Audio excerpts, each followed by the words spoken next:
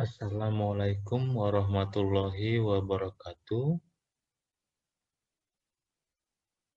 Pada kesempatan kali ini, saya akan membawakan kuliah dari Departemen Patologi Klinik Fakultas Kedokteran Universitas Muhammadiyah Sumatera Utara pada blok urologi dengan judul Urinalisis Microalbuminuri Ureum Creatinine and Urine Protein. Sebelum kita mulai kuliah kita, marilah kita berdoa terlebih dahulu. Doa dimulai.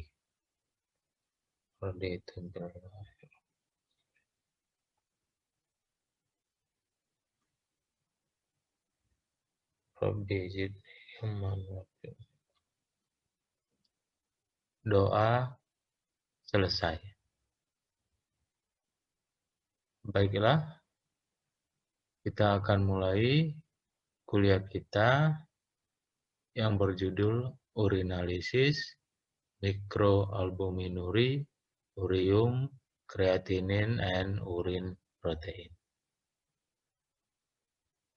Pemeriksaan yang pertama ya untuk yang biasa dilakukan itu adalah pemeriksaan urin rutin atau biasa disebut urinalisa atau urinalisis. Adapun pemeriksaan urinalisis ini bertujuan untuk membantu menegakkan diagnosis suatu penyakit, kemudian juga nomor 2 untuk men-screening atau penapisan penyakit yang asimptomatik, kongenital maupun yang herediter. Yang ketiga adalah untuk memonitor progresi daripada penyakit, dan yang keempat adalah untuk memonitor terapi effectiveness ataupun efektivitas daripada terapi ataupun adanya suatu komplikasi. Pemeriksaan urinalisa ini adalah suatu pemeriksaan yang rutin dilakukan. Biasanya pada pasien-pasien selain pemeriksaan darah rutin atau darah lengkap juga dilakukan pemeriksaan urin rutin dan juga pemeriksaan feses rutin. Pemeriksaan urinalisis atau pemeriksaan urin rutin ini termasuk pemeriksaan makroskopis atau physical karakteristik seperti warna, kemudian kejernihan, dan juga spesifik gravity atau berat jenis. Yang kedua adalah pemeriksaan kimia, karakteristik kimia, termasuk di sini adalah pemeriksaan pH, pemeriksaan protein, glukosa, benda keton, darah, bilirubin, nitrit, leukosit esterase, dan juga urobilinogen. Dan yang ketiga adalah pemeriksaan struktur mikroskopis, yaitu pemeriksaan sedimen daripada urin. Kita masuki pembahasan pemeriksaan urinalisa yang makroskopis. Yang pertama yang kita periksa adalah warna daripada urin. Warna daripada urin biasanya itu bervariasi ya, bermacam-macam, tergantung pada konsentrasi daripada pigmen urokrom, kemudian pigmen urobilin, dan juga uroeritrin. Umumnya warna urin digambarkan atau dideskripsikan ke dalam kuning pucat, kemudian kuning, dan juga kuning tua. Banyak faktor-faktor dan konstituen yang dapat mempengaruhi warna urin yang normal, termasuk obat-obatan, kemudian juga diet, dan juga bermacam-macam bahan kimia yang bisa muncul, yang bisa ada pada suatu penyakit. Kemudian juga bisa dipengaruhi oleh adanya aktivitas fisik.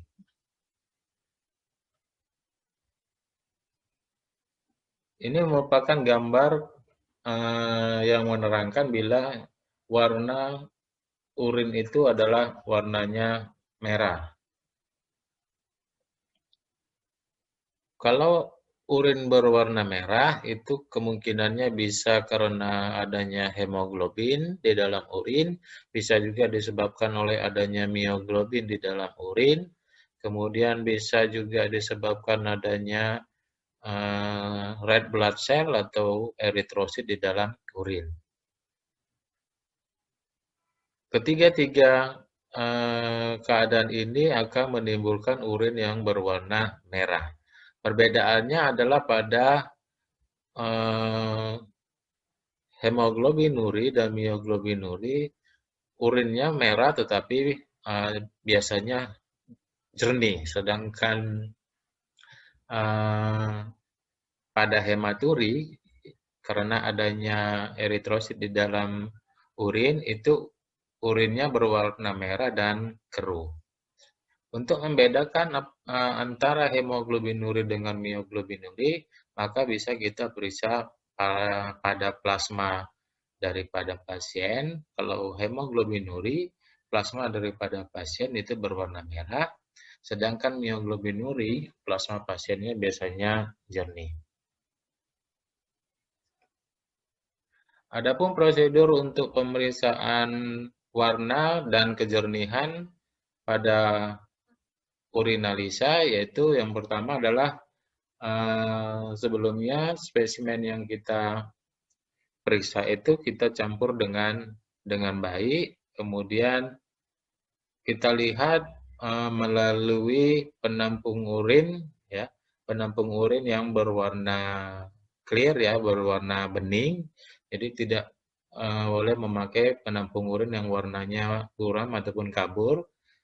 Kemudian kita lihatnya dengan latar belakang yang berwarna putih. Kemudian kita melihat pada cahaya dari ruangan yang cukup baik, ya, adekuat, tidak remang-remang misalnya. Kemudian baru kita tentukan baik warna daripada urin maupun kejernihan daripada urin. Warna urin itu bisa berwarna pucat, ya, ataupun tidak berwarna. Misalnya bisa kita jumpai pada urin pasien yang high fluid consumption, jadi konsumsi cairan yang sangat banyak, ya. Bisa juga karena adanya obat-obatan diuretik, ya. Kemudian bisa juga pemakaian diuretik natural seperti minum kopi dan minum alkohol, dan bisa juga dalam suatu keadaan penyakit seperti pada pasien diabetes dan diabetes mellitus dan diabetes insipidus. Warna urin yang berwarna merah seperti yang tadi kita sebutkan itu bisa karena adanya eritrosit atau red blood cell yang kita sebut dengan hematuri, bisa juga karena adanya free hemoglobin yang kita sebut dengan hemoglobinuri, dan bisa juga karena adanya mioglobin atau mioglobinuri. Kemudian pada pasien-pasien dengan gangguan obstruktif jaundice, ya, maka pigmen empedu akan dikeluarkan seperti bilirubin sehingga warna daripada urin itu akan menjadi berwarna kuning coklat sampai kuning hijau. Pigmen hijau ini disebabkan oleh adanya suatu biliverdin, yaitu produk bilirubin yang mengalami oksidasi. Tabel berikut menjelaskan tentang penyebab daripada warna urin dan kejernihan urin. Misalnya urin yang berwarna putih, ya, penyebab patologisnya itu ada karena kilus, bisa juga karena adanya lemak, dan juga bisa karena adanya banyak leukosit. Sedangkan penyebab non patologisnya itu adalah fosfat dan vaginal cream. Pemeriksaan urin yang berwarna kuning sampai dengan berwarna orange ya, itu bisa penyebab patologisnya adalah suatu keadaan adanya bilirubin dan juga urobilin yang eksesif. Kemudian pada penyebab yang non-patologis itu bisa kita jumpai pada pasien-pasien yang banyak misalnya memakan wortel ya, kemudian juga bisa kita jumpai pada pasien-pasien dengan banyak meminum vitamin B kompleks. Kemudian warna urin yang kuning sampai dengan hijau bisa kita dapatkan pada penyebab patologisnya yaitu adanya bilirubin, biliverdin. Warna pink sampai merah bisa penyebab patologisnya karena adanya hemoglobin, mioglobin, red blood cell, kemudian porfirin. Sedangkan berwarna merah sampai purple itu bisa karena adanya porfirin, warna merah sampai coklat bisa karena adanya methemoglobin dan mioglobin. Kemudian warna urin bisa juga menjadi coklat sampai hitam karena adanya bilirubin, melanin, mioglobin ya. Dan juga bisa berwarna biru sampai hijau ya, itu penyebab patologisnya adanya biliverdin, kemudian juga karena adanya infeksi pseudomonas. Warna urin yang clear ya, urin yang jernih itu bisa didapatkan pada diabetes insipidus dan juga penyebab non-patologisnya itu karena poliuri. Sedangkan yang hazy, cloudy, dan turbid itu bisa disebabkan oleh banyaknya gas, kemudian adanya sel, kristal, lemak, dan juga karena mungkin adanya mikroorganisme.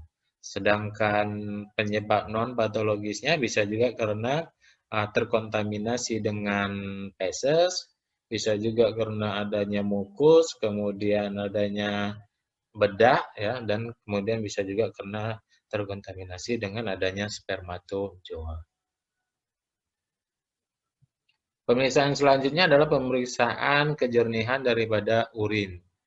Jadi secara umum kejernihan ini merujuk pada transparansi atau kekeruhan daripada spesimen urin.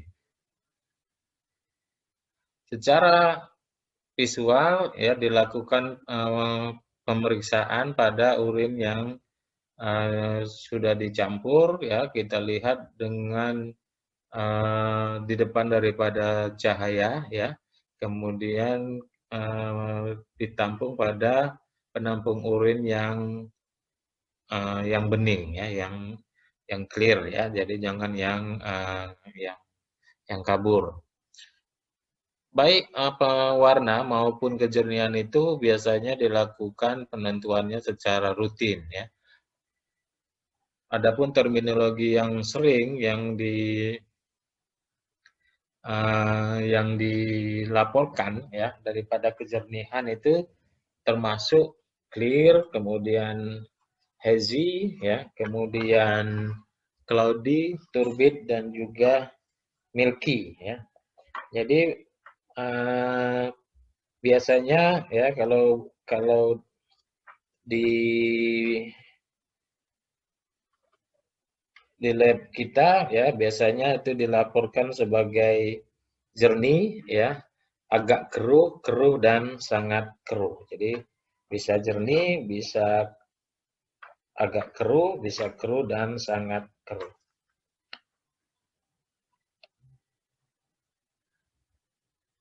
Urin yang normal biasanya jernih, tapi kadang-kadang bisa juga ada yang keruh ya, sedikit keruh yang disebabkan adanya presipitasi daripada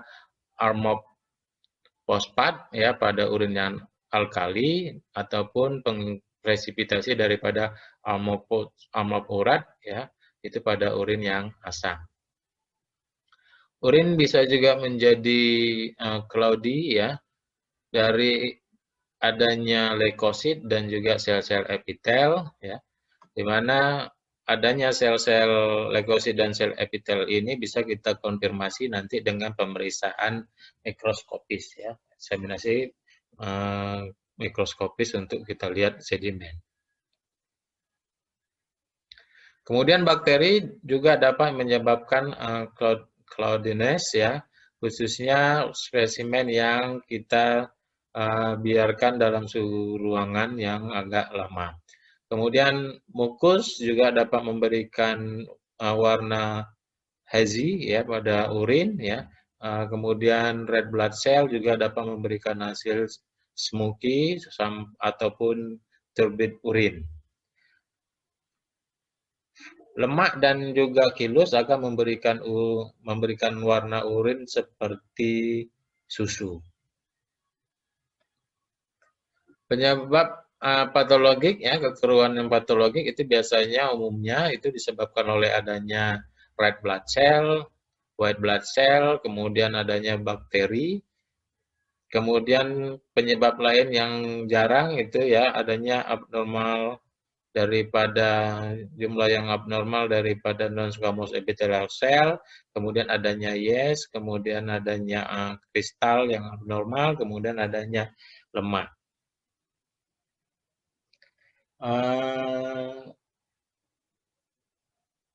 Ini terminologi mengenai kejernihan daripada urin ya, yang biasa tadi kita sebut dengan clear. Itu tidak ada terlihat partikulat ya, warnanya urin itu terlihat transparan. Sedangkan hazy itu dijumpai sedikit partikulat ya, tetapi dengan latar belakang yang putih itu kita masih bisa melihat dengan jelas ya, dengan mudah latar belakang putih ya, jadi masih tembus. Sedangkan cloudy itu kita jumpai partikulat yang banyak ya, yang cukup banyak ya. Kemudian kita lihat dengan latar belakang putih itu menjadi agak blur ya, agak kabur. Sedangkan turbid ya itu tidak bisa lagi kita lihat latar belakang putih. Milky ya bisa mengalami pengendapan ataupun mengalami aglutinasi ya, atau mengalami pembekuan. Nah, ini tadi penyebab-penyebab non-patologis ya, urin yang keruh itu bisa karena adanya squamous epithelial cell, mukus, spermatozoa, ya kontaminasi feses ya, adanya bedak dan juga adanya vaginal cream. Sedangkan penyebab patologiknya tadi yaitu adalah RBC, WBC, bakteri, jamur, kemudian lemak dan juga adanya abnormal kristal. Kemudian pemeriksaan yang selanjutnya adalah pemeriksaan spesifik gravity ya, atau berat jenis. Pemeriksaan berat jenis ini ya digunakan untuk mengetahui atau memeriksa kemampuan daripada ginjal untuk memekatkan dan mengencerkan urin ya. Jadi kemampuan pemekatan dan pengenceran daripada ginjal ya dalam usahanya untuk mempertahankan homeostasis. Berat jenis urin yang diambil secara random ya itu berkisar antara 1,003 sampai 1,035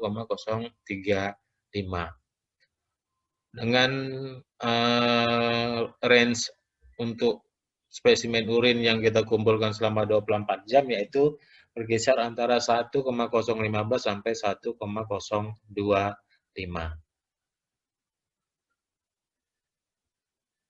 Ada kalanya ya kita biasanya pemeriksaan urin itu kan pengambilannya itu tidak diawasi atau tidak diperiksa. Kadang-kadang pasiennya ya itu mencampur mungkin karena urinnya sedikit atau ada maksud yang lain kita juga kurang tahu, misalnya urinnya itu dicampur dengan air ya. Jadi pada pemeriksaan ya itu bisa kita dapati berat jenisnya menjadi lebih rendah ya. Nah, spesimen yang diperiksa yang berat jenisnya lebih rendah daripada 1,003, itu kemungkinan bukan suatu urin. Ya. Kita tahu untuk Aquades itu berat jenisnya adalah 1,000. Penyebab daripada peningkatan daripada berat jenis ini bisa karena adanya dehidrasi, adanya proteinuri, glukosuri, pasien-pasien dengan eklamsi, heart failure, renal stenosis, kemudian juga karena water restriction.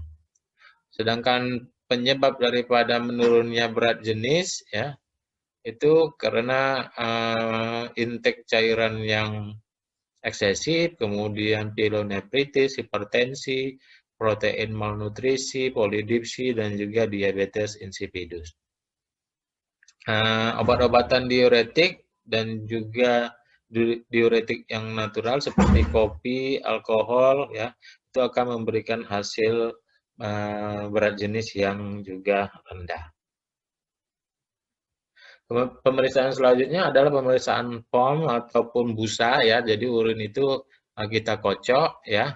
Walaupun ini pemeriksaannya tidak rutin dilaporkan ya. Itu tapi bisa memberikan suatu penemuan yang signifikan ya. Misalnya setelah kita kocok akan timbul suatu busa yang stable yang berwarna putih ya. Itu kemungkinan pada urinnya mengandung sejumlah protein yang sedang sampai yang banyak. Sedangkan busa yang muncul ya berwarna kuning sampai kuning hijau ya mungkin disebabkan oleh adanya bilirubin. Pemeriksaan yang kedua adalah pemeriksaan kimia urin. Biasanya pemeriksaan kimia urin ini sekarang kita memakai reagen strip ataupun sering disebut juga dengan pemeriksaan dipstick. Pemeriksaan ini simple ya, sederhana dan juga cepat untuk dilakukan ya dan juga memberikan hasil yang signifikan ya untuk analisa kimia daripada urin. Pemeriksaan kimia ini termasuk adalah pemeriksaan pH, protein, glukosa, keton, kemudian darah, bilirubin, urobilinogen, nitrit, leukosit, dan juga berat jenis. Pada pemeriksaan kimia urin ini ya maka dipstick itu atau tes kimia itu ada pada strip plastik itu sudah dilekatkan absorben pad ya, jadi ada absorben padnya itu yang mengandung bahan-bahan kimia tertentu ya. Jadi ada bahan-bahan kimia tertentu yang dilekatkan pada strip test itu ya. Jadi ada bahan kimianya yang kalau kita celupkan dengan urin atau kita teteskan dengan urin maka timbul reaksi. Kemudian reaksi kimia itu nanti ya akan menimbulkan suatu warna ya pada absorben pad tadi ya bila berkontak dengan urin. Kemudian reaksinya itu kita interpretasikan dengan warna yang ada ya pada flowchart ya yang dibuat oleh pabrik. Jadi tinggal kita cocokkan aja warna yang timbul dengan skala warna yang ada pada flowchart ya biasanya pada botol daripada tabung dipstick tersebut. Adapun prosedur pemeriksaan untuk reagen strip ini biasanya adalah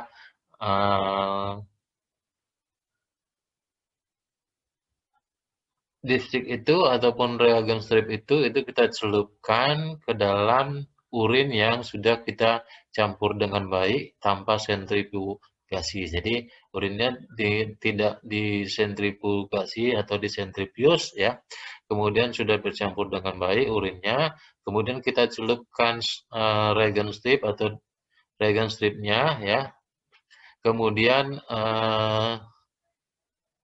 pada suhu ruangan ya, room temperatur. Jadi ambil lipstiknya ya, kita buka tutupnya, botolnya, kemudian kita tutup lagi. Jadi jangan tutupnya jangan dibuka terlalu lama karena nanti stiknya akan rusak. Kemudian stik yang kita butuhkan itu kita celupkan ke dalam urin atau bisa juga kita teteskan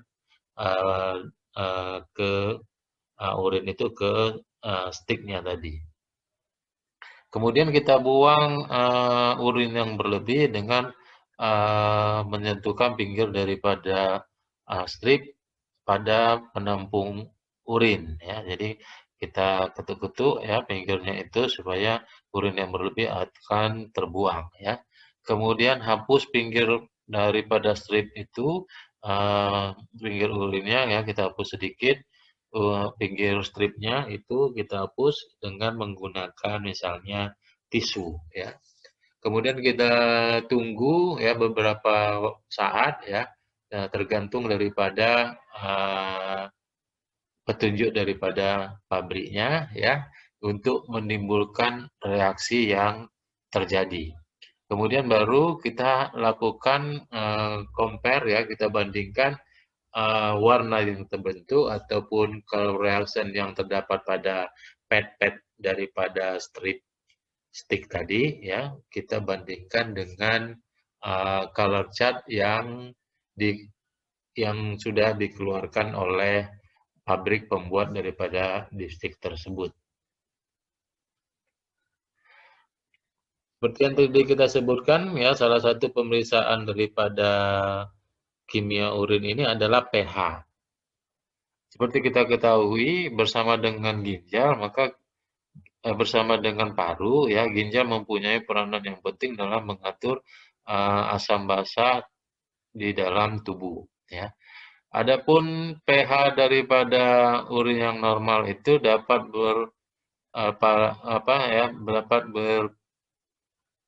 bervariasi ya dengan range antara 4,5 sampai 8.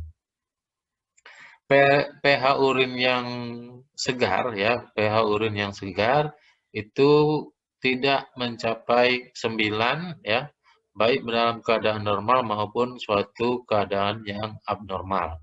Jadi bila kita jumpai pH urin itu 9 ya, itu biasanya dihubungkan dengan kurang baiknya pengawetan daripada spesimen dan mengindikasikan bahwa kita masih butuh urin yang lebih fresh ya untuk validitas daripada pemeriksaan. Jadi kalau udah 9 pH-nya itu biasanya nggak usah dipakai lagi ya. Adapun penyebab daripada asam dan alkali daripada urin yaitu yang asam itu bisa pada pasien-pasien dengan emfisema, kemudian diabetes mellitus, dehidrasi, diare, dan pada bakteri yang memproduksi asam ya. Jadi contohnya adalah Escherichia coli dan juga misalnya obat-obatan. Sedangkan urin yang alkali itu bisa kita jumpai pada hiperventilasi, kemudian pasien dengan muntah-muntah, renal tubular acidosis, kemudian diet vegetarian dan juga spesimen yang sudah lama. Kemudian pemeriksaan kimia selanjutnya adalah pemeriksaan protein.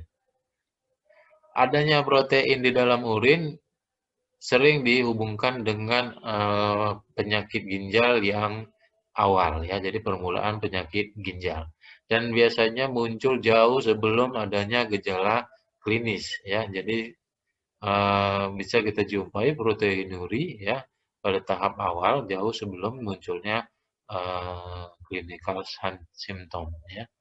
Ya, setelah difiltrasi, protein akan direabsorpsi pada tubulus dan kurang daripada 150 mg per 24 jam itu protein akan dikeluarkan ya. Jadi dalam 24 jam itu kurang dari 150 mg miligram protein akan dikeluarkan dari tubuh ya, dari urin bersama dengan urin. Pada pemeriksaan metode dipstick ini ya, urin yang kita periksa itu ya, metode dipstick ini sangat sensitif terhadap adanya albumin ya, yang merupakan protein yang utama yang dikeluarkan sebagai hasil daripada adanya kerusakan ataupun penyakit pada glomerulus. Kemudian juga dipstick ini juga bisa untuk mendeteksi adanya, walaupun sedikit kurang, itu bisa mendeteksi adanya gamma globulin, glikoprotein, ribonuklease, kemudian bisa juga mendeteksi hemoglobin dan protein Ben Jones.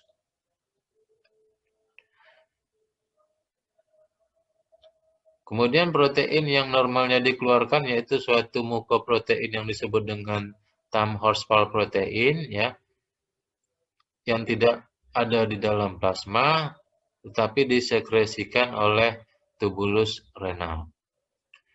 Protein ini akan membentuk matriks daripada kebanyakan cache daripada urin ya. Penting untuk menginterpretasikan adanya protein dengan berat jenis. Jadi kalau ada protein positif, kita juga bisa lihat bagaimana berat jenis urin tersebut ya. Kemudian juga bisa kita hubungkan ya untuk membantu tes kocok tadi untuk melihat busa ya. Tadi kita sebutkan bahwa urin yang mengandung protein itu ya, yang sedang sampai yang banyak itu bisa busanya berwarna putih.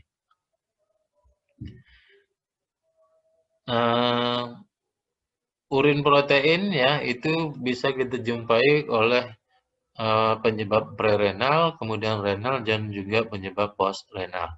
Penyebab prerenal itu kita jumpai urin proteinuri ya, itu pada pasien dengan hemolisis intravaskular, kemudian pasien dengan muscle injury, kemudian dengan multiple myeloma. Sedangkan proteinuri renal itu bisa disebabkan oleh penyakit dari glomerular maupun penyakit daripada tubular.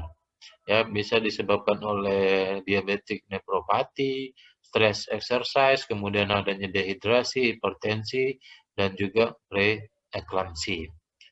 Sedangkan protein yang disebabkan oleh adanya gangguan postrenal itu bisa kita jumpai pada infeksi saluran kemih bagian bawah, kemudian adanya injury ataupun trauma, bisa juga karena adanya kontaminasi oleh darah haid, kemudian bisa juga karena adanya spermatozoa dan sekresi vagina.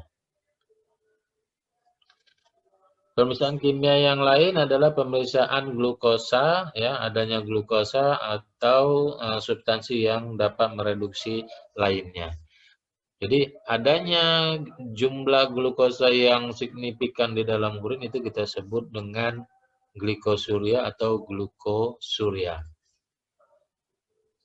Kuantitas daripada glukosa yang muncul di dalam urin bergantung kepada kadar daripada glukosa di dalam darah. Jadi kita lihat banyaknya daripada glukosa urin yang bergantung kepada berapa banyak juga glukosa di dalam darah ya.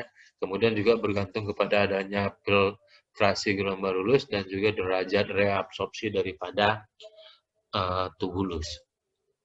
Biasanya glukosa yang ada di dalam darah tidak muncul sampai kadar glukosa di dalam darah 160 sampai 180 mg per desiliter.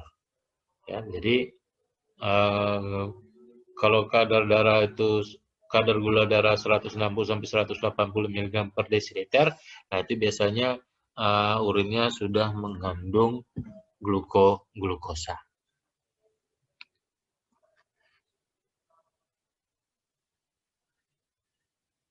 Seperti prosedur screening yang lain, hasil tes yang positif pada tes kimia glukosa urin ya harus dihubungkan, dikorelasikan dengan penemuan-penemuan yang lain.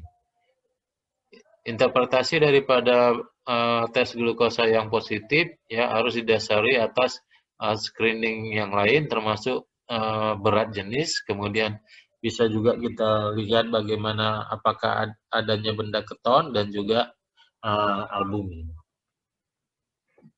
Dan yang penting lagi adalah adanya hubungan yang kita lihat berapa kadar glukosa di dalam darahnya, seperti juga adanya riwayat penyakit, kemudian adanya riwayat keluarga, dan juga adanya suatu gambaran klinis. Ada dua metode pemeriksaan yang berbeda pada pemeriksaan glukosa ini, yaitu pemeriksaan glukosa oksidase dan pemeriksaan copper reduction test. Jadi ada dua pemeriksaan ya, prinsip pemeriksaannya itu glukosa oksidase yang spesifik untuk glukosa dan copper reduction test yang suatu pemeriksaan yang umum untuk glukosa dan substansi yang dapat mereduksi lainnya. Adapun prinsip pemeriksaan glukosa di dalam urin dengan prinsip glukosa oksidase adalah seperti reaksi yang berikut, yaitu di mana adanya glukosa di dalam urin, kemudian dengan adanya H2O dan glukosa oksidase akan menimbulkan timbul terjadinya gluconic acid, kemudian ditambah dengan H2O. Kemudian H2O dengan adanya kromogram pada pad daripada strip, adanya enzim peroksidase, maka kromogen oksidasi klorid kromogen itu terjadi perubahan warna daripada kromogen. Kemudian prinsip yang kedua, metode yang kedua adalah copper reduction test. Copper reduction test ini merupakan salah satu pemeriksaan tes klinis yang paling awal yang dilakukan pada urin. Ya. Biasanya ini dulu ya kita melakukan adanya gula di dalam darah itu dengan tes dibakar ya. Nanti pun praktikum kita lakukan ya. Biasanya tesnya adalah tes Benedict dan tes Pehli.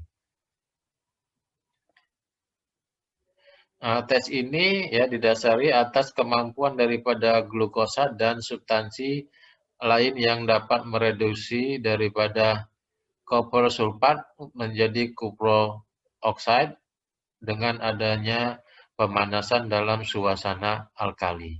Kemudian nantinya akan terjadi perubahan warna ya yang terjadi ya mulai dari biru ya, jadi biru itu negatif, kemudian bisa timbul warna hijau, kuning, dan warna oranye ataupun merah bata ya itu bisa timbul tergantung banyaknya glukosa ataupun substansi yang dapat mereduksi lainnya.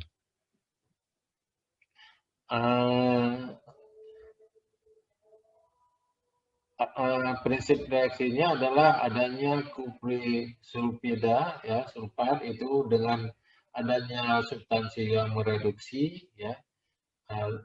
Substansi yang mereduksi ini maksudnya adalah bisa glukosa, bisa sukrosa, bisa maltosa, bisa fruktosa, bisa galaktosa. Jadi tidak spesifik hanya pemisahan glukosa ya. Jadi bila di dalam urinnya ada substansi yang bisa mereduksi tadi, ya dengan adanya kuping sulfat, maka kemudian dilakukan pemanasan dalam suasana alkali, ya maka akan timbul cuprous oxide dan dengan tambahan oksida substans, maka timbullah warna, ya mulai dari blue sampai blue green sampai orange red ya atau merah bata. Clinical signifikan untuk adanya glukosa di dalam urin itu dihubungkan dengan adanya hiperglikemi ya, misalnya pada pasien diabetes mellitus, pankreatitis, pancreatic cancer, akromegali, Cushing syndrome, hipertiroid, kemudian bisa juga karena stres dan gestasional diabetes. Dan bisa juga dihubungkan ya adanya renal associated ya, misalnya pada pregnancy, osteomalacia, kemudian advanced renal disease. Tabel berikut adalah menjelaskan interpretasi daripada metode glukosa oksidasi dan copper reduction test. Ya. Metode glukosa oksidasi test, bila kita lakukan pemeriksaan hasilnya positif, kemudian pemeriksaan copper reduction test juga positif, ya interpretasinya adalah glukosa ataupun adanya glukosa ataupun glukosa ditambah dengan substansi yang dapat mereduksi lainnya. Bila pemeriksaan glukosa oksidasinya negatif, copper reduction testnya positif, ya, interpretasinya adalah non glukosa, ya, substansi yang mereduksi yang non glukosa atau adanya interference daripada asam askorbat. Kemudian bila glukosanya positif tapi copper reduction-nya negatif, ya mungkin kuantitas daripada glukosanya yang sedikit. Kemudian pemeriksaan kimia selanjutnya pada urin adalah untuk mendeteksi adanya keton. Keton ini ada 3, ya keton bodies ada 3, yaitu asam asetoasetat, kemudian hidroksibutirat, dan aseton. Normalnya keton tidak ada di dalam urin, ya, karena dia di semua metabolisme lemak secara komplit dia akan diuraikan, dan menjadi karbon dioksida dan water.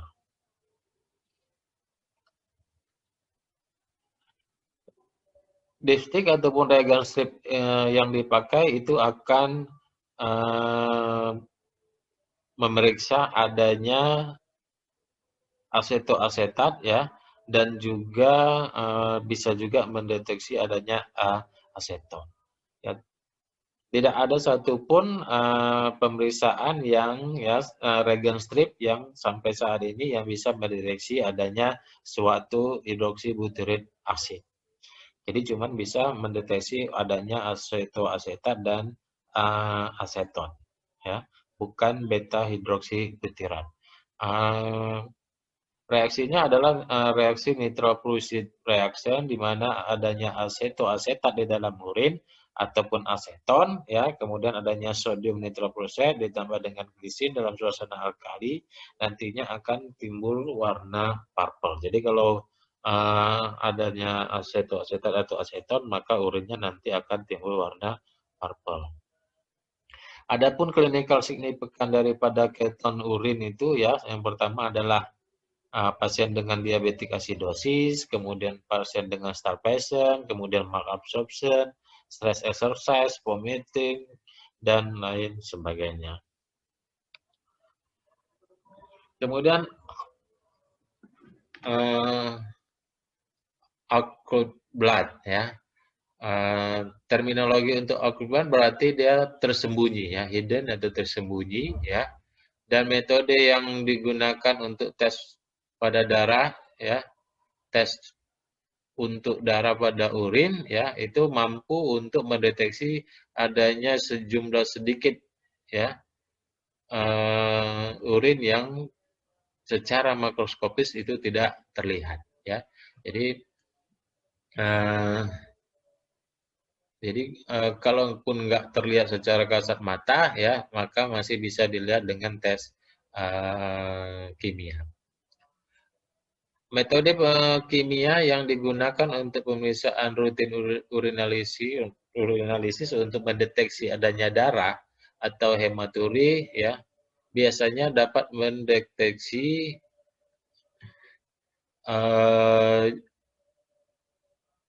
hemoglobin juga dan juga mioglobin, ya. Jadi ada 3, ya, seperti sebelumnya yang kita terangkan, ya. Jadi kalau metode kimianya itu bisa mendeteksi bahwa di dalam urin itu ada eritrosit ataupun adanya hemoglobin maupun mioglobin.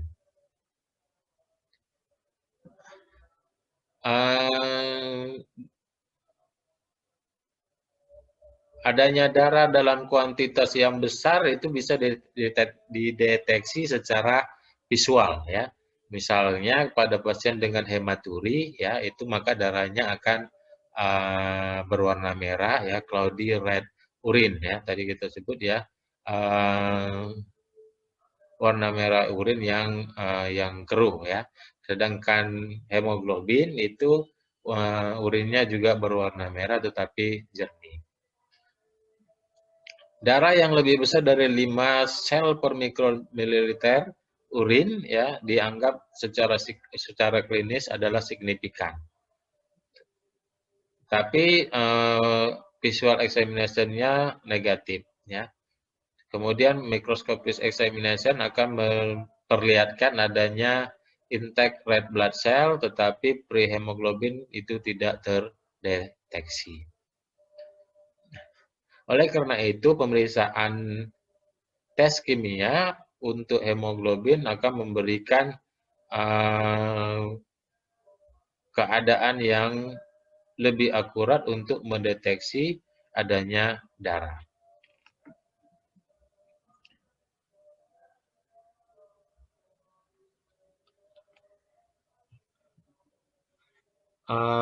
Bila kita dapatkan darah di dalam pemeriksaan kimia ya. Jadi sekali darah kita jumpai, kita deteksi pada pemeriksaan kimia urin, maka eksaminasi atau pemeriksaan mikroskopis dapat dilakukan untuk mendiferensiasi antara hematuri dengan hemoglobinuri.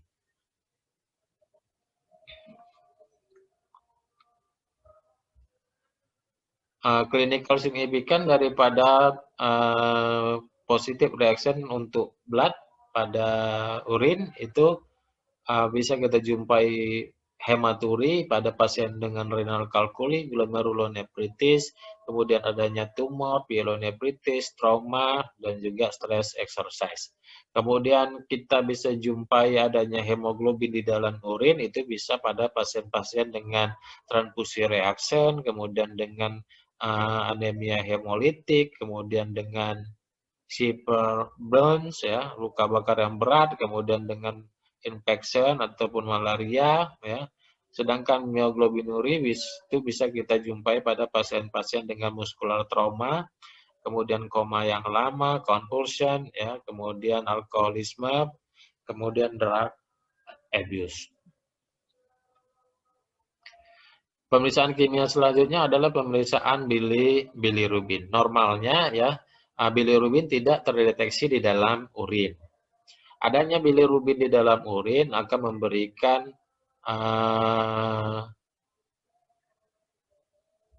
memberikan suatu indikasi adanya penyakit daripada liver yang awal ya. Jadi permulaan penyakit liver ya itu kita bisa kita lihat adanya bilirubin di dalam urin.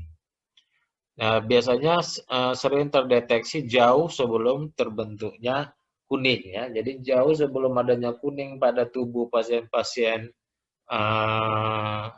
liver disease itu bisa kita jumpai adanya bilirubin di dalam urin.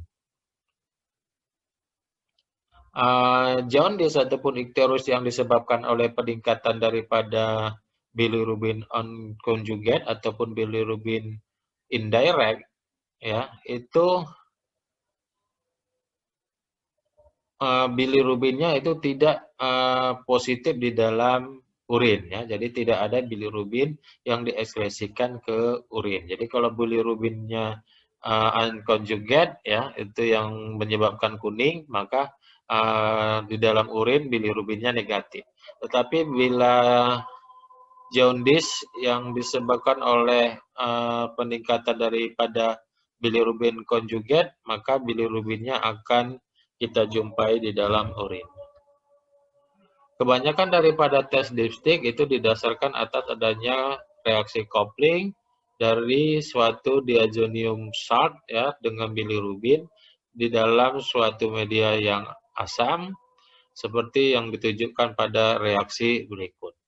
Yaitu bilirubin dengan adanya diazid dalam suasana asam akan akan menimbulkan suatu ajobilirubin. Figur gambar 5,52 berikut ini yaitu menunjukkan adanya hemoglobin degradation, di mana red blood cell ataupun sel darah merah itu yang mengalami lisis ya atau pemecahan sel darah merah itu akan mengeluarkan hemoglobin, kemudian hemoglobin kemudian akan membentuk protoporfirin, kemudian protoporfirin nanti akan membentuk bilirubin unconjugate, kemudian bilirubin unconjugate akan masuk ke dalam darah, kemudian akan masuk ke dalam liver, kemudian di dalam liver bilirubin unconjugate akan mengalami konjugasi menjadi bilirubin konjugat, kemudian akan masuk ke dalam saluran empedu, dari saluran empedu akan dikeluarkan ke intestinum, di dalam intestinum akan terbentuk stercobilinogen maupun urobilinogen. Stercobilinogen ini nanti akan membentuk urobilin yang akan memberikan warna kuning coklat pada feses. Sedangkan urobilinogen yang dibentuk di intestinum itu akan masuk kembali ke dalam darah, kemudian bisa jadi keluar bersama dengan urin ataupun kembali ke liver untuk diubah menjadi bilirubin konjugat. Tabel berikut adalah memperlihatkan adanya urin bilirubin dan urobilinogen pada jaundice. Bila pada pasien dengan bile duct obstruction ya, itu bisa kita jumpai bilirubin urinnya yang tinggi ya. Kemudian urin urobilinogennya yang normal. Sedangkan pada pasien dengan kerusakan daripada hati, bilirubin urinnya bisa positif, bisa juga negatif ya. Kemudian urin urobilinogennya positif. Pada kasus-kasus hemolytic disease, urin bilirubinnya negatif, sedangkan urobilinogennya akan tinggi. Clinical signifikan untuk adanya urin di dalam bilirubin, adanya bilirubin di dalam urin itu bisa pada pasien hepatitis, pasien dengan sirosis, pasien dengan liver disease lainnya, juga pasien-pasien dengan biliar obstruction.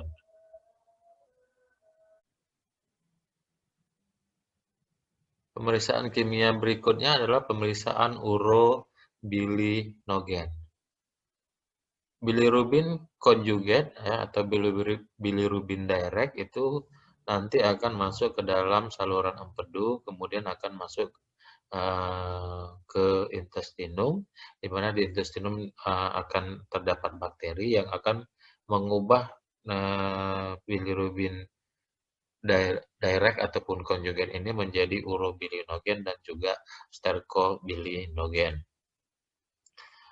Urobilinogen ini akan direabsorpsi dari intestinum ke dalam darah, kemudian diresirkulasi lagi ke dalam hati, dan diekskresikan kembali ke dalam intestinum melalui saluran empedu.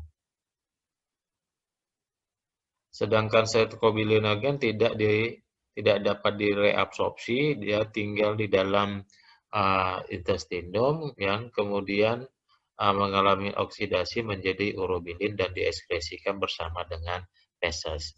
Urobilinogen merupakan pigmen yang bertanggung jawab untuk karakteristik warna coklat pada warna daripada feses. Urobilinogen yang muncul di dalam urin ya, disebabkan adanya bersirkulasi ya, jadi urobilinogen ini bersirkulasi ke dalam darah, kemudian juga ke liver ya, kemudian juga akan melalui ginjal untuk dikeluarkan dan difiltrasi oleh glomerulus.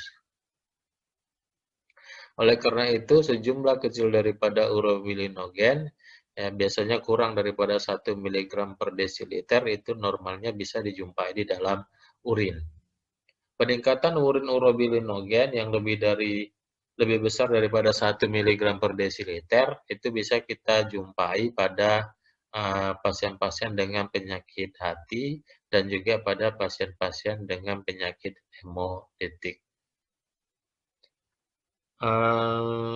Ekskresi urobilinogen itu mencapai kadar puncaknya pada antara pukul 2 sampai pukul 4 sore. Oleh karena itu, untuk men-screening adanya suatu kerusakan daripada hati atau liver, itu disarankan untuk melakukan pemeriksaan yang urinnya dikumpul pada jam-jam tersebut. Clinical signifikan daripada urin urobilinogen yang pertama adalah sebagai deteksi awal adanya penyakit liver, kemudian adanya suatu liver disorder, hepatitis, sirosis, karsinoma, dan juga pada suatu keadaan penyakit-penyakit hemolitik. Pemeriksaan selanjutnya adalah pemeriksaan kimia nitrit ya.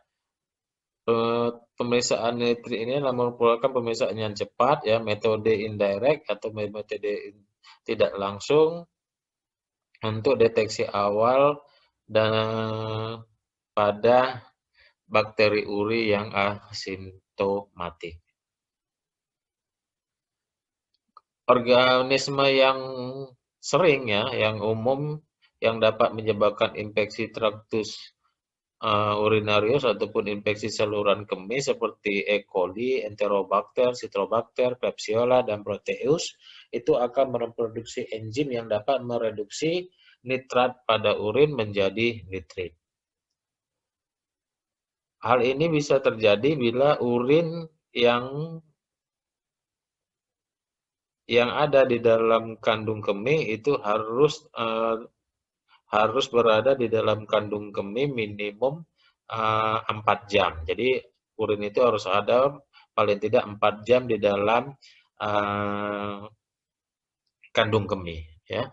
Oleh karena itu ya, untuk pemeriksaan maka kita ambil urin pagi yang dikeluarkan.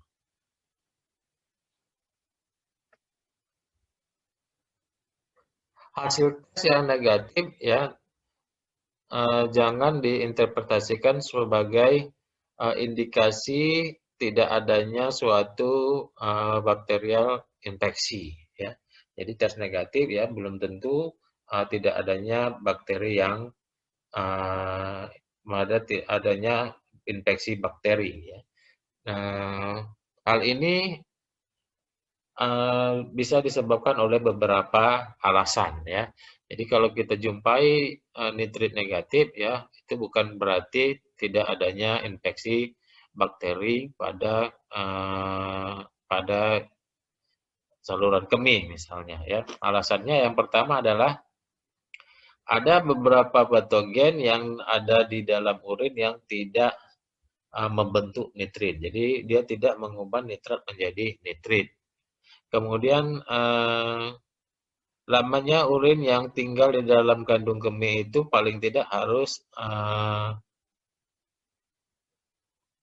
jam ya. Jadi harus 4 jam sehingga cukup waktu untuk mengubah nitrat untuk dikonversikan menjadi nitrit. Kemudian ada beberapa kasus di mana urinnya tidak mengandung nitrat. Jadi bakteri yang ada tidak mampu untuk mengubah dipstik menjadi nitrit sehingga dipstiknya akan tetap negatif. Kemudian enzim bakterial ya yang mereduksi daripada nitrat menjadi nitrit, kemudian bisa juga selanjutnya akan dikonversi nitrit itu menjadi nitrogen sehingga hasil daripada stripnya tetap negatif.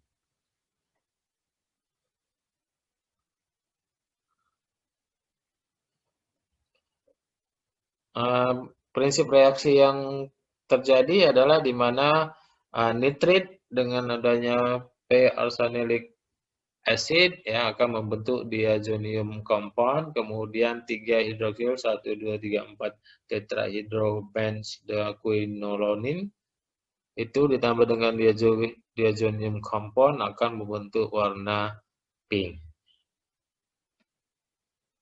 Adapun clinical signifikan untuk nitrit urin yaitu bisa dijumpai pada sistitis, pyelonephritis, kemudian juga untuk screening daripada spesimen untuk kultur urin. Pemeriksaan selanjutnya adalah leukosit esterase. Sel darah putih yang paling banyak, yang paling umum dapat dijumpai pada urin itu adalah neutropil. Yang normalnya ada dalam jumlah yang rendah. Peningkatan daripada jumlah neutropil biasanya mengindikasikan adanya suatu infeksi saluran kemih dan adanya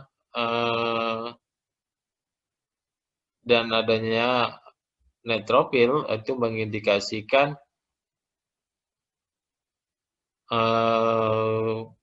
tesnya akan menjadi positif.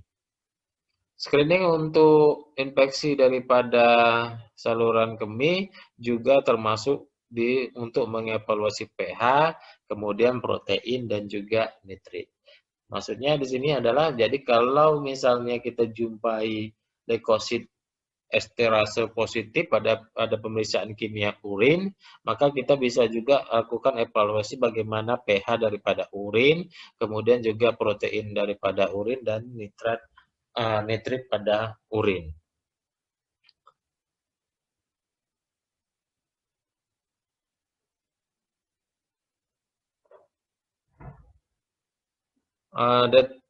Pendeteksian daripada adanya esterase pada sel darah putih granulosit, kemudian neutropil, eosinofil, dan basofil dan monosit. Ya, juga adanya pada trichomonas dan histiosit. Ya. Jadi leukosit esterase ini bisa kita jumpai pada neutropil, kemudian eosinofil dan basofil dan juga monosit, kemudian pada adanya trichomonas dan histiosit.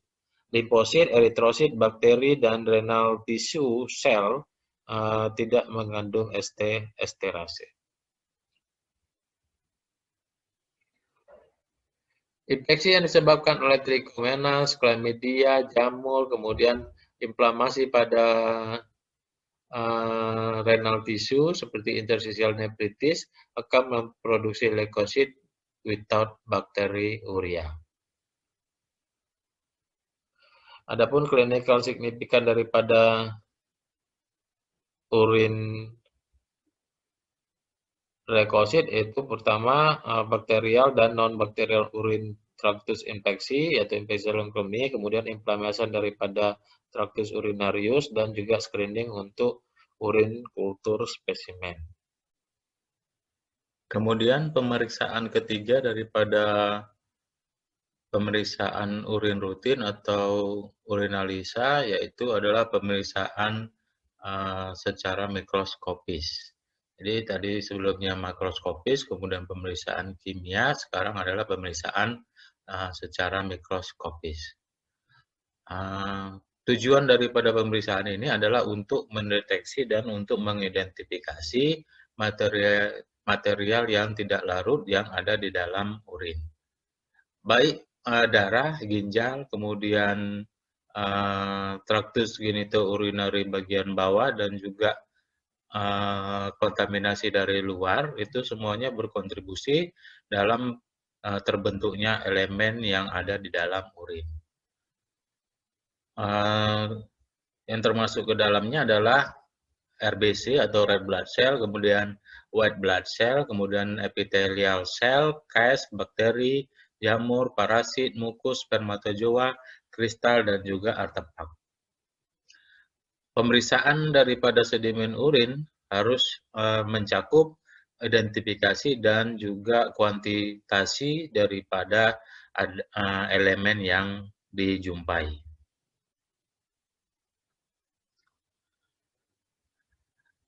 Spesimen yang diperiksa haruslah dalam keadaan segar atau dengan pengawetan yang baik. Jumlah standar untuk pemeriksaan urin biasanya antara 10 sampai 15 ml dan biasanya dimasukkan ke dalam tabung kemudian dilakukan pemutaran ataupun disentrifuge.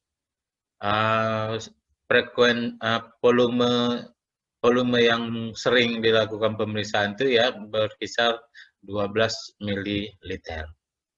Kemudian urinnya dimasukkan ke dalam tabung ya, ke dalam tabung yang ujungnya biasanya bentuk kerucut ya, kemudian dilakukan pemutaran atau sentrifugasi selama 5 menit dengan kecepatan 400 RCM.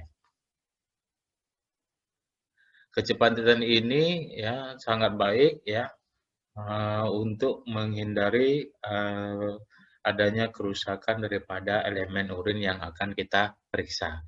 Kemudian dengan menggunakan gelas lead yang konvensional ya, dengan yang direkomendasikan diambil sekitar 20 mikroliter ya, itu urin yang sudah di sentrifuge tadi, kemudian dibuang ya, kemudian setelah dibuang kemudian diambil ya, kemudian diketuk-ketuk biar bercampur lagi, kemudian diambil sekitar 20 mikroliter, diteteskan ke dalam objek gelas yang sudah bersih, kemudian ditutupi oleh gelas lead dengan ukuran 22 kali 22 mm. Kemudian dilakukan pengamatan atau observasi dengan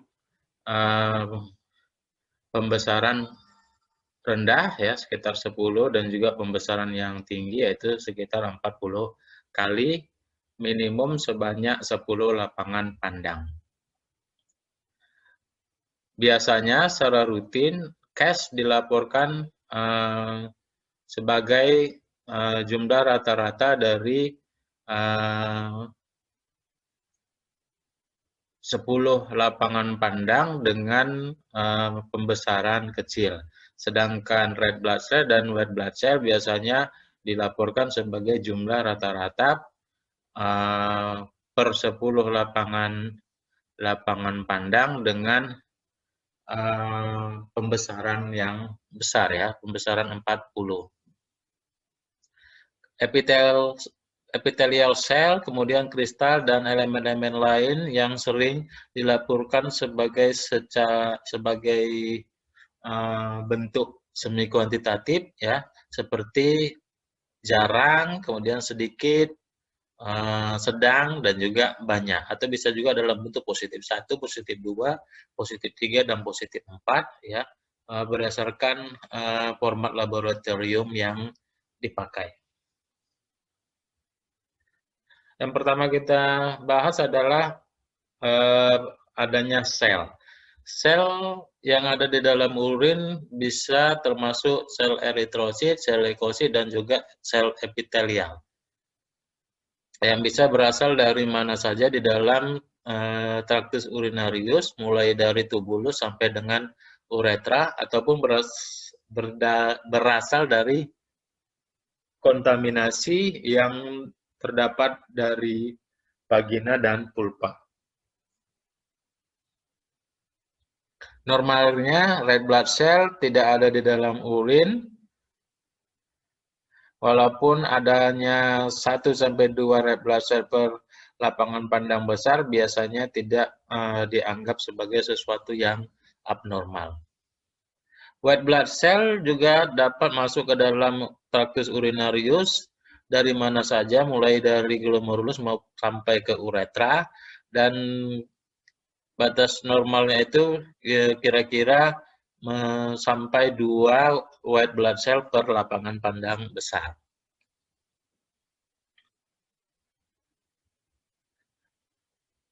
Kemudian kita bahas sedikit mengenai red blood cell ataupun eritrosit. Di dalam urin, red blood cell atau sel darah merah itu muncul bentuknya smooth ya, tidak berinti, cakram dikonkav ya, ukurannya kira-kira 7 mm ya, diameter 7 mm.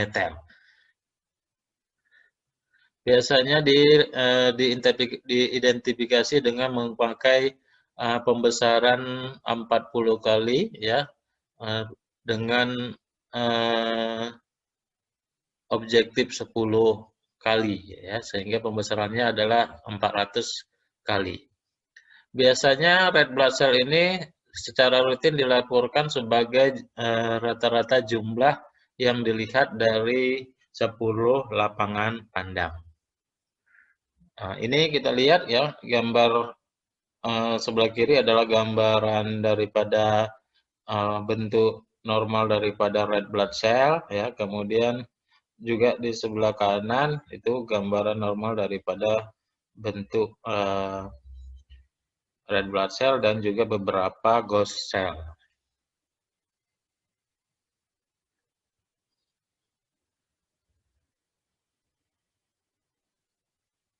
Tabel berikut adalah mengenai interval referensi untuk pemeriksaan daripada mikroskopis urin. Bila jumlah normal daripada sel darah putih itu 0 sampai 8 per lapangan pandang besar, sel darah merah 0 sampai 3 per lapangan pandang besar, kemudian cash hyalin 0 sampai 2 per lapangan pandang kecil, kemudian squamous transisional dan juga renal epithelial cell itu sedikit ya. Untuk squamous per lapangan pandang kecil, sedangkan transisional dan renal per lapangan pandang besar. Kemudian baik bakteri maupun jamur negatif, kemudian kristal yang abnormal juga tidak dijumpai. Kemudian white blood cell atau leukosit ya. White blood cell ataupun leukosit ukurannya lebih besar dibandingkan dengan red blood cell. Dengan rata-rata kira-kira 12 mm diameter daripada leukosit. Adapun white blood cell yang dominan kita jumpai di dalam urin adalah neutropil. Neutropil sangat mudah untuk diidentifikasi dibandingkan red blood cell sebab dia mengandung granul dan juga mempunyai inti yang multilobulus. Identifikasi dengan menggunakan high power mikroskop dan juga dilaporkan sebagai jumlah rata-rata dalam 10 lapangan pandang. Biasanya sedikit sampai berapa sampai dengan 5 leukosit per lapangan pandang setiap pembesaran 10 ya per lapangan pandang dijumpai normal di dalam urin.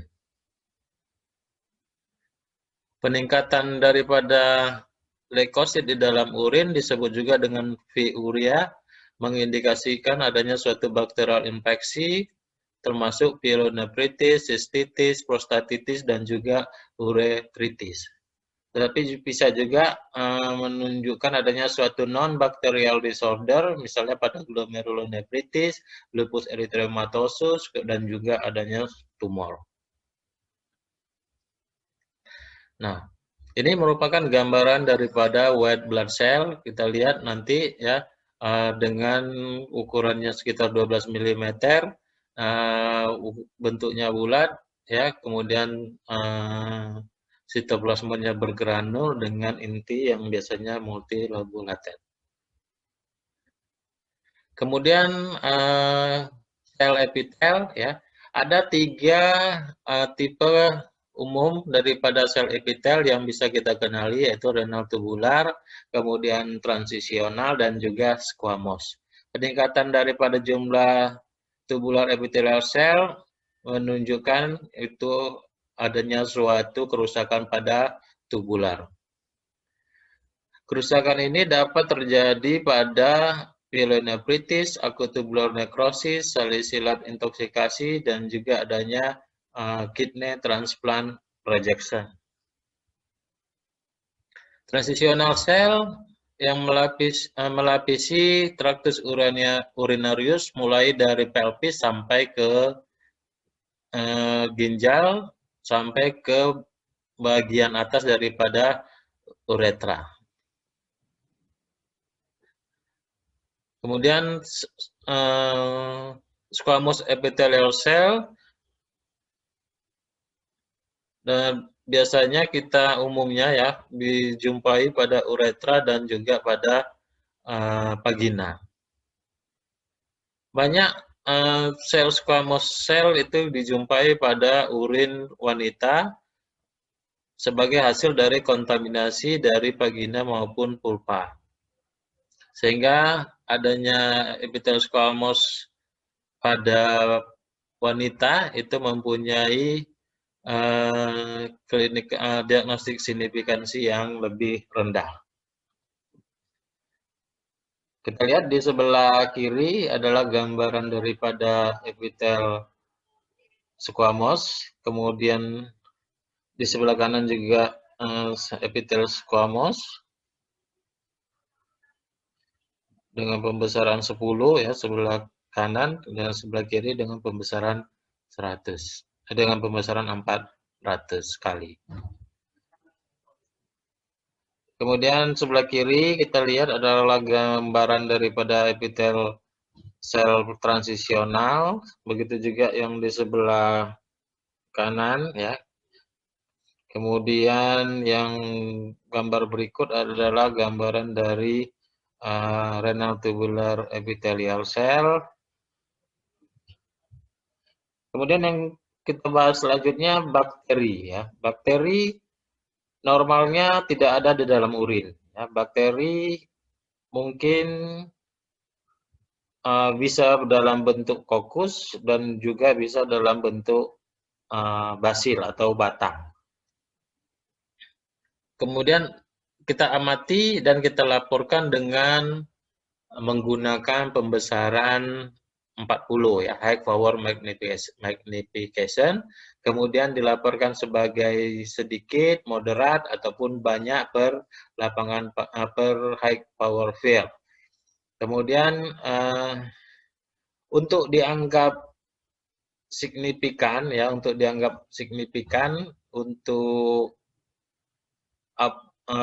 urinary tract infeksi, bakteri haruslah ditemani dengan adanya WBC. Jadi kalau kita lihat ada bakteri, kita lihat pemeriksaan kimianya dan juga kita bisa lihat pemeriksaan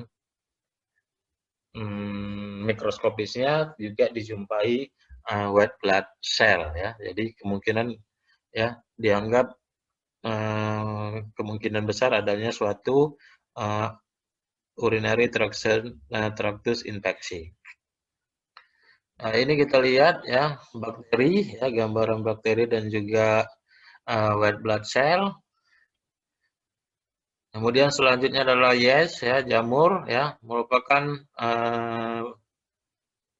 struktur yang kecil, opal ya, refraktil yang mungkin juga ada mengandung tonjolan ya, bisa ada tonjolan, bisa tidak. Pada infeksi yang berat biasanya bisa bercabang membentuk miselial. Kemudian diperiksa per lapangan pandang besar dan dilaporkan sebagai rare, few, moderate, or many ya. Jadi jarang, sedikit, kemudian sedang dan banyak ya. Sel ya, utamanya Candida albicans sering terlihat pada urin diabetes, kemudian pada pasien-pasien immunocompromised dan juga pada wanita dengan vaginal moniliasis. Adanya infeksi jamur yang dijumpai pada pasien biasanya dijumpai juga adanya leukosit pada urin. Ini kita lihat sebelah kiri ya, adanya budding ya, adanya yeast. Nah, kita lihat adanya budding ya, kemudian sebelah kanan dalam bentuk miselium. Kemudian parasit, ya, yang paling sering parasit yang kita jumpai di dalam urin adalah Trichomonas vaginalis.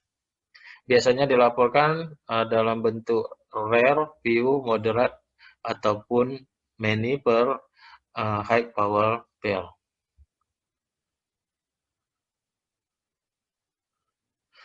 Kemudian selanjutnya, ya, pemeriksaan mikroskopis yang kita lihat adalah CAS. CAS merupakan bentuk yang terdapat di dalam lumen daripada distal convoluted tubulus dan juga ductus coledocus, ya, ductus collecting, ya, ductus pengumpul. Jadi CAS ini, ya, bentuk gambarannya itu atau silinder, ya, bentuknya itu sesuai dengan lumen, ya. Jadi kalau kita lihat bagian daripada nephron, nah itu kan ada tubulus, ya, tubulus distal, tubulus proksimal. Nah itu kan bentuknya seperti silinder atau tabung, sehingga CAS itu bentuknya hasilnya adalah kita lihat di mikroskop seperti tabung. Bentuk mereka itu merepresentasikan lumen daripada tubular dengan sisi yang paralel dan air ujung yang bulat, dan juga mengandung elemen tambahan yang ada sebagai di dalam filtrat. Pemeriksaan sedimen untuk mendeteksi daripada CAS biasanya dilakukan dengan pemeriksaan lower power magnification. Sekali terdeteksi, CAS harus lebih lanjut diidentifikasi komposisinya dengan menggunakan pembesaran besar. Biasanya dilaporkan jumlah rata-rata per 10 lapangan pandang. Adanya urinary CAS disebut dengan silindruria. CAS yang kita bahas pertama adalah hyaline CAS, ya, merupakan CAS yang sering, ya, yang sering paling banyak kita lihat, ya. Kemudian ada jumlahnya 0 sampai 2 hyaline CAS per lapangan lower power pill dianggap normal. Peningkatan jumlah daripada hyaline CAS bisa kita jumpai pada stress exercise, dehidrasi, head exposure, dan juga emotional stress. Sedangkan keadaan patologis, hyaline CAS akan meningkat pada akut glomerulonefritis, pyelonefritis, chronic renal disease, dan juga pada congestive heart failure. Nah, ini kita lihat adalah hyaline CAS, ya, sebelah kiri dan maupun sebelah kanan. Jadi berbentuk silinder, ya, dengan dua sisi yang paralel, dan biasanya ujung airnya adalah bulat. Kemudian ada lagi RBC CAS, ya, RBC red blood cell di dalam urin mengindikasikan adanya perdarahan dari area di dalam tractus genitourinarius. Adanya red blood cell CAS lebih spesifik menunjukkan adanya perdarahan di dalam nephron. RBC CAS mudah untuk dideteksi di bawah pembesaran rendah, ya, dengan warna mereka yang orange red color, ya. Kemudian dilaporkan jumlah RBC CAS per lower power pill. Nah, ini kita lihat CAS daripada RBC, jadi sebenarnya sama aja, ya, seperti CAS pada hyaline, tetapi di dalamnya terdapat red blood cell, ya. Kemudian WBC CAS sama juga, ya, di dalam CAS-nya itu terdapat WBC, ya, menunjukkan adanya suatu infeksi ataupun inflamasi di dalam nephron, ya. Sering dijumpai, ya, dihubungkan dengan adanya suatu pyelonefritis dan merupakan primary marker untuk membedakan pielonefritis pada bagian atas dengan pada infeksi saluran kemih bagian bawah. Diidentifikasi dengan memakai high power magnifikasi, ya. Nah, ini kita lihat gambaran daripada WBC case. Granular case ya bisa ada yang kasar dan juga ada yang halus ya. Kalau case granular yang halus dan yang kasar biasanya sering terlihat pada sedimen urin, bisa patologik maupun non patologik. Tidak perlu juga dibedakan antara granular case yang halus dengan yang kasar. Meningkat metabolisme, increase cellular metabolisme terjadi selama periode daripada stress exercise. Ini kita lihat fine granular case ya, baik sebelah kiri dan sebelah kanan, sedangkan sebelah kiri kita jumpai juga adanya kristal asam urat. Selanjutnya adalah urinary crystal atau kristal urin, ditemukan di dalam urin, jarang memberikan clinical significance. Dilaporkan sebagai jarang, sedikit, sedang, ataupun banyak per lapangan pandang besar. Kristal abnormal dilaporkan secara rata-rata, dilaporkan per lapangan pandang kecil, per pembesaran kecil ya. Kristal dapat diidentifikasi dengan penampakannya ya, juga bergantung kepada pH-nya dan jika perlu karakteristik daripada kelarutan daripada kristal tersebut. Pada urin yang asam, yang bersifat asam akan bisa ditemukan kristal asam urat, kalsium oksalat, dan juga amop urat. Sedangkan kristal yang terjadi yang lebih jarang ya, itu termasuk kalsium sulfat, sodium urat, ipuric acid, cysteine, leucin, tyrosin, kolesterol, dan juga sulfa. Ini gambaran daripada amop urat dan juga kristal asam urat. Itu juga di gambar sebelah kiri ya, penggumpalan daripada kristal asam urat. Kemudian yang sebelah kanan adalah kristal kalsium oksalat. Sebelah kiri ya kalsium oksalat kristal, yang sebelah kanan juga kalsium oksalat kristal yang monohidrat. Kemudian ini gambaran daripada amorf fosfat. Kemudian baik kiri maupun kanan adalah gambaran triple fosfat. Kemudian abnormal kristal urin ya, abnormal kristal urin ditemukan baik dalam suasana asam ya. Jadi sering ditemukan pada suasana asam dan jarang ya ditemukan dalam suasana urin yang netral. Kebanyakan daripada kristal mempunyai bentuk karakteristik tertentu, begitupun identifikasi mereka harus dikonfirmasi dengan adanya tes kimia ataupun informasi dari pasiennya, misalnya adanya pemakaian obat-obatan. Contohnya adalah kristal, kemudian juga kolesterol kristal, kemudian tirosin kristal, leucin kristal, dan bilirubin kristal. Kemudian adanya sulfa kristal. Kemudian selanjutnya adalah mikroalbuminuria. Terbentuknya nefropati diabetik akan menyebabkan berkurangnya filtrasi glomerulus dan akhirnya akan jatuh kepada renal failure. Sering terjadi baik pada DM tipe 1 maupun DM tipe 2. Onset daripada komplikasi ginjal dapat diprediksi pertama kali dengan adanya mikroalbuminuri. Adanya mikroalbuminuri juga dihubungkan dengan peningkatan risiko daripada cardiovascular disease.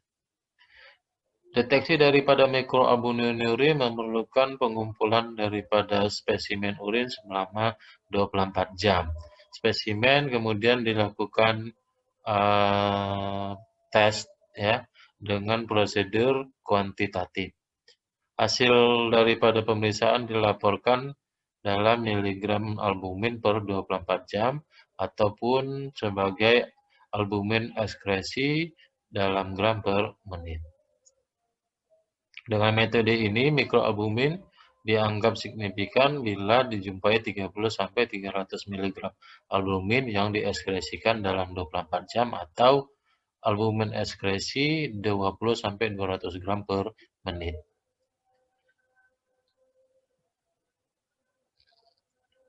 Proteinuri daripada yang asalnya daripada glomerulus itu muncul lebih awal pada pasien dengan diabetik nefropati. Jadi monitoring daripada ekskresi albumin urin pada individu dengan diabetes mellitus akan membantu mendeteksi dan mentreatment daripada terjadinya nefropati yang awal. Albuminuri juga merupakan marker dari peningkatan kejadian morbiditas dan mortalitas kardiovaskuler pada pasien-pasien dengan diabetes. Perubahan glomerular yang terjadi ya dapat dibuktikan dengan adanya urin albumin ekskresi yang mencapai 30 mg per hari atau 20 mikrogram per menit. Screening daripada mikroalbuminuria dapat dilakukan dengan memakai urin yang at random ya, urin sewaktu, kemudian urin yang dikumpulkan berdasarkan waktu ataupun urin yang dikumpulkan 24 jam.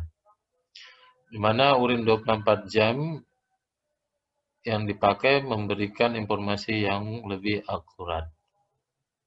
Pemeriksaan selanjutnya adalah pemeriksaan urea.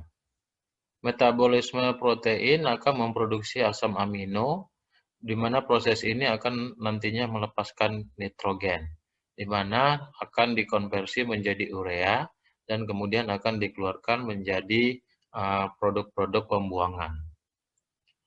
Setelah terjadinya sintesis di hati, urea akan dibawa ke kidney melalui darah, kemudian setelah dilakukan filtrasi akan dibuang bersama urin.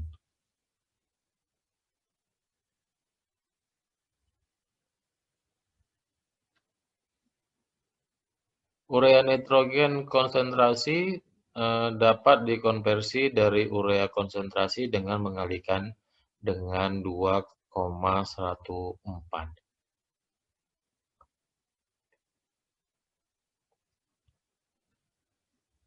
Penyebab daripada konsentrasi urea yang abnormal di dalam plasma, yang pertama ada prerenal, renal, dan juga postrenal.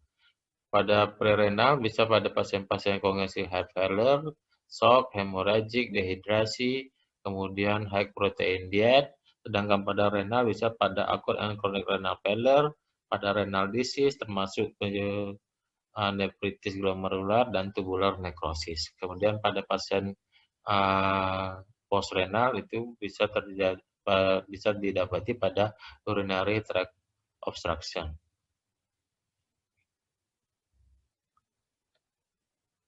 Kemudian pemeriksaan yang terakhir adalah kreatinin. Kreatinin disintesis utamanya di dalam hati dari arginin, glisin, dan metionin.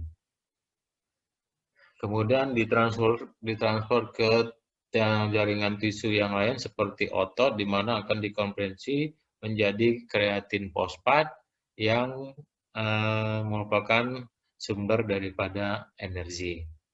Kreatin fosfat akan kehilangan asam fosforik dan kreatinin akan kehilangan air untuk membentuk cyclic compound yaitu kreatinin yang akan berdifusif masuk ke dalam plasma dan akan dikeluarkan bersama dengan urin.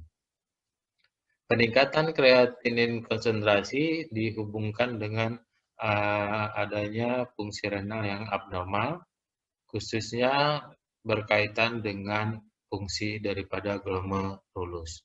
Ketika konsentrasi plasma kreatinin meningkat, maka GFR akan menurun. GFR menurun yang mengindikasikan adanya suatu kerusakan pada ginjal. Plasma kreatinin bukanlah merupakan suatu marker yang insensitif dan mungkin tidak terukur, ya peningkatannya mungkin tidak terukur sampai dengan fungsi daripada ginjal mengalami kelainan lebih dari 50%.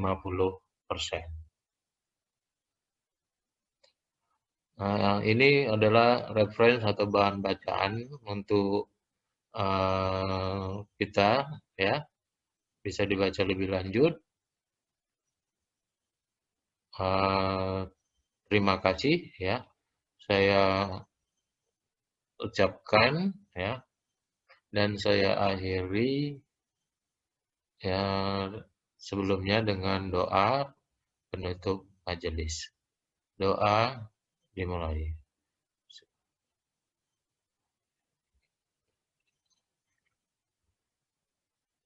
Doa selesai.